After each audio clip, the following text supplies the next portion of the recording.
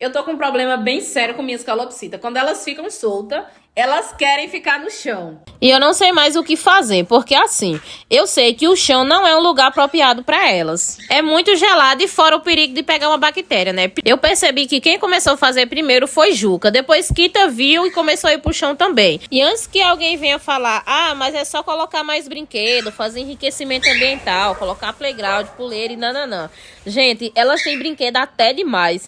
Tanto dentro da gaiola como fora. E mesmo assim eles descem pro chão. Eu fico desesperada, porque eu sei que não é legal pra eles e faz muito mal. Já tirei algumas coisas que poderia atrair eles pro chão. Vou tirar mais algumas coisas pra tentar resolver isso. Mas sério, eu já não sei mais o que fazer. Então eu resolvi compartilhar com vocês isso. E também saber se alguém já passou por isso ou está passando. Se vocês têm alguma dica de como resolver, já deixa aqui nos comentários, porque vai me ajudar demais. Então é isso, turminha. Eu conto com a opinião de vocês aqui nos comentários.